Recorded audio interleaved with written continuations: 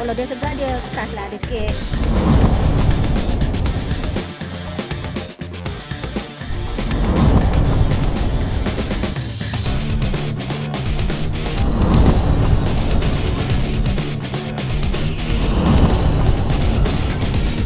Dia tak sejuk kan? Mana dia fresh?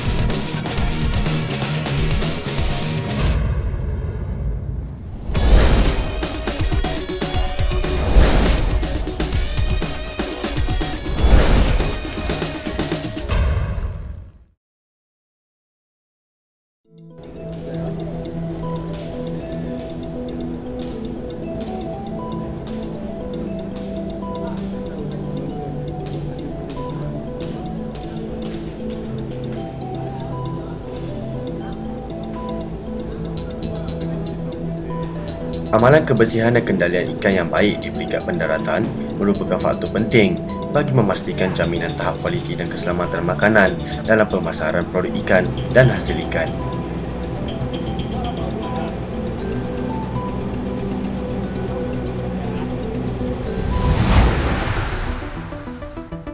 Amalan kebersihan dan kendalian ikan yang baik perlu dilaksanakan di jeti-jeti pendaratan ikan adalah melibatkan 5 aspek, iaitu jeti dan kemudahan jeti, tata cara diri pengendali jeti,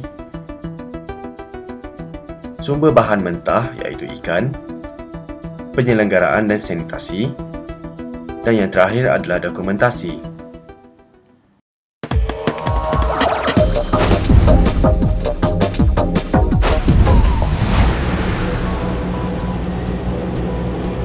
Lokasi jeti pendaratan ikan hendaklah jauh daripada punca pencemaran seperti tangki septik dan tapak pelurusan sampah. Permukaan dinding yang rata dan ketinggian sesuai untuk pendaratan ikan adalah penting bagi memastikan proses pendaratan ikan berjalan lancar. Sistem pengudaraan yang baik diperlukan bagi mengelakkan dari bahan berlebihan, kotoran, asap dan bau yang tercemar. Pembinaan permukaan chilling mula bertujuan mengurangkan pengumpulan kotoran dan memudahkan proses penyelenggaraan. Salah satu aspek yang paling penting di jeti pendaratan ikan adalah lantai yang tidak licin dan boleh mengalirkan air dengan baik. Binaan pintu perlulah dibuat daripada permukaan yang rata, tidak menyerap, mudah dibersihkan dan ia jangkit. Selain itu, jeti pendaratan hendaklah mempunyai kuasa elektrik dan lampu.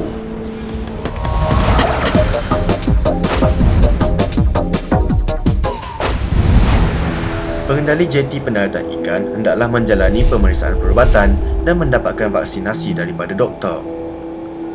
Pengendali hendaklah sentiasa memakai pakaian yang kemas dan bersih.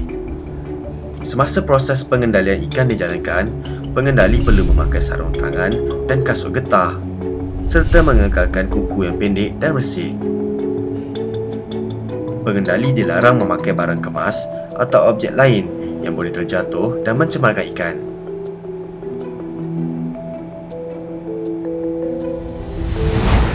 Itu segi pemakaian, itu amalan yang sebenarnya amalan asas ya, kebersihan pakaian itu mestilah bersih, tidak tercemar supaya tidak berlaku cross contamination daripada pakaian kepada produk. Pemakaian glove, pemakaian apron, kemudian boot supaya produk yang dikendalikan tu tidak tercemar. Perbuatan meludah, menggaru badan, menghembus hidung, merokok, mengunyah gula-gula getah dan batuk adalah dilarang sama sekali semasa proses pengendalian ikan dijalankan. Pengendali perlu mencuci tangan sebelum dan selepas kendalian ikan, selepas menggunakan tandas atau selepas bersin dan batuk. Pengendali juga perlu menanggalkan pakaian pelindung iaitu apron dan sarung tangan jika ketandas. Segi kendalian ikan, bila kita kendali ikan tidak menepati syarat, dari segi pekerja dia tidak memakai pakaian yang sesuai ataupun berkelakuan tidak sepatutnya, seperti merokok, meludah, itu adalah salah satu elemen yang kita kata melanggar peraturan, melanggar syarat yang ditentukan. Pemunggahan ikan dari vesel ke jeti pendaratan dan pemindahan ikan dari tong silinder kepada bekas ikan hendaklah dijalankan dengan cekap dan cepat selain ianya sentiasa dikawal dengan penggunaan ais. Selepas aktiviti pendaratan selesai, pengendali akan memilih 9 ekor ikan bagi tujuan pemeriksaan. Manakala selebihnya akan dibawa ke tempat timbangan. Sampel ikan yang diambil akan diperiksa suhu, iaitu suhu luar badan dan suhu dalam badan ikan menggunakan spot thermometer.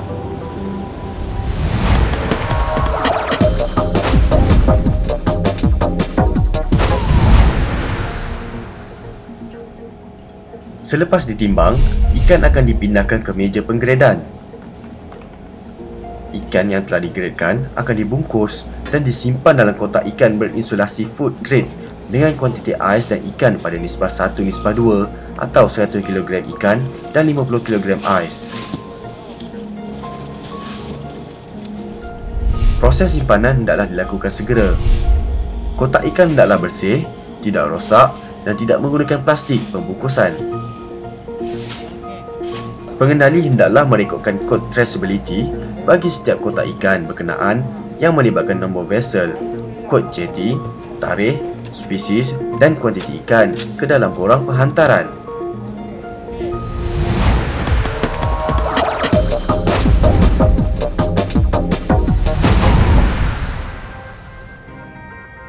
Untuk proses penyelenggaraan dan sanitasi, kawalan makhluk perosak perlu dilaksanakan, iaitu haiwan tidak dibenarkan berada di kawasan jeti. Perangkap hendaklah dipasang manakala lubang, longkang dan ruang yang membolehkan perosak masuk ditutup rapat.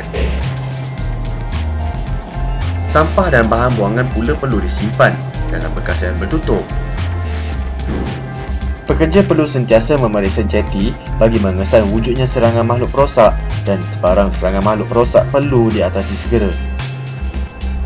Kawasan dalam dan luar jeti juga perlu sentiasa bersih dan mendapatkan rawatan berkala dengan syarikat pengendali makhluk perosak. Kita akan membuat pemantauan daripada masa ke semasa, dua kali, 3 kali setahun untuk memastikan keadaan pusat pendaratan ikan ni berkekalan dari segi kebersihan dia.